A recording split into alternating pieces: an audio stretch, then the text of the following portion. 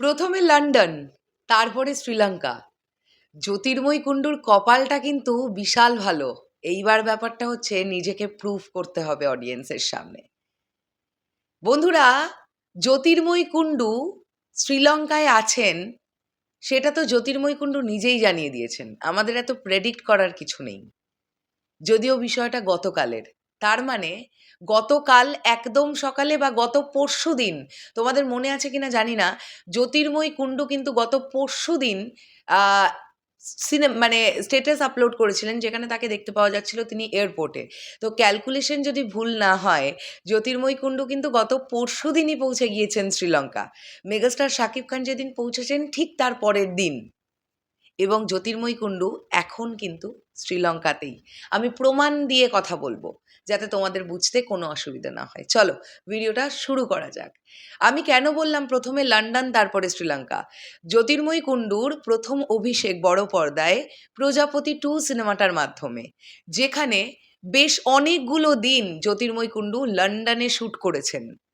এই সিনেমার নায়ক ছিলেন দেবদা, আমাদের পশ্চিমবাংলার মেগাস্টার দেবদা, এবং তার উল্টো দিকে জ্যোতির্ময় কুণ্ডু ছিলেন নায়িকা হিসেবে। তো প্রথম ছবিতেই লন্ডন ভ্রমণ, লন্ডনে গিয়ে কাজ, দ্বিতীয় ছবিতেই শ্রীলঙ্কায় গিয়ে কাজ। বড় বড় অপরচুনিটি জ্যোতির্ময় কুণ্ডুর কাছে। এবার তাকে কিন্তু এই সুযোগগুলো সুন্দরভাবে সদ্ব্যবহার করতে হবে। কারণ মেগাস্টার শাকিব খানের বিপরীতে স্ক্রিন শেয়ার করার জন্য আচ্ছা আচ্ছা নায়িকারা বসে আছে যে কবে মেগাস্টার শাকিব খানের সঙ্গে নায়িকা হয়ে কাজ করতে পারবে। কেননা তারা জানে মেগাস্টার শাকিব খানের সঙ্গে নায়িকা হতে পারা মানে আলোচনার তুঙ্গে থাকা, যেটা জ্যোতির্ময় কুণ্ডু আই থিঙ্ক সো বেশ অনেকটা ফিল করে গেছেন, আরও ফিল করবেন। কন্টেন্ট আসুক, মেগাস্টার শাকিব খানের সঙ্গে তাকে দেখতে পাওয়া যাক, তখন সে ফিল করবে একটা জিনিস। সেটা হচ্ছে এই সিনেমায় যেহেতু তিনটি নারী চরিত্র আছে, তিনটি নারী চরিত্র মানে হচ্ছে দুজন নায়িকা আর একজন হচ্ছেন মিলি চরিত্রে সাবিলা নূর।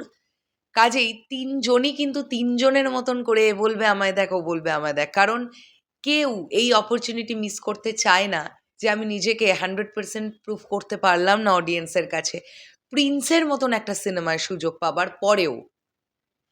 সেখান থেকে দাঁড়িয়ে দেখতে গেলে জ্যোতির্ময় কুণ্ডু কিন্তু কেরিয়ারের দিক থেকে বাকি দুজনের থেকে বেশ অনেকখানি নতুন। জ্যোতির্ময় কুণ্ডুর কেরিয়ার বাকি দুজনের কেরিয়ারের সঙ্গে তুলনা করলে একটু কমই হবে। কাজে জ্যোতির্ময় কুণ্ডুর কাছে চ্যালেঞ্জটা আরও অনেক বেশি। মেয়েটি দেখতে ভীষণ মিষ্টি, তাকে স্ক্রিনে খুব ভাল লাগছে দেখতে। প্রজাপতি 2 তো দেখেছি। তো জ্যোতির্ময় কুণ্ডুকে ভালো পারফরমেন্সও দিতে হবে। আমি জানি না তার চরিত্রটাতে কি কি করণীয় থাকবে, কতটা চ্যালেঞ্জিং তার জন্য হবে, বাট নিজেকে 100% করে দিতে হবে। তাহলে কিন্তু বাংলাদেশের মানুষের কাছ থেকে প্রচুর ভালোবাসা পাবে জ্যোতির্ময় কুণ্ডু। আর প্রিন্স টিমের কাছে একটা অনুরোধ থাকবে, বাংলাদেশে যদি কোনো ইভেন্ট করা হয় সেখানে যেন অবশ্যই জ্যোতির্ময় কুণ্ডুকে রাখা হয়। তাসনিয়া ফারিন, জ্যোতির্ময় কুণ্ডু, সাবিলা নূর সবাই যেন থাকেন। ভাল লাগে পুরো টিমটা যদি একসঙ্গে বসে না, ওটা দেখতে খুব ভাল লাগে। দেখা যাক। শেষ করলাম ভিডিওটা, আসছি আবার খুব শিগগিরই। তাহলে এখনের জন্যে টাটা।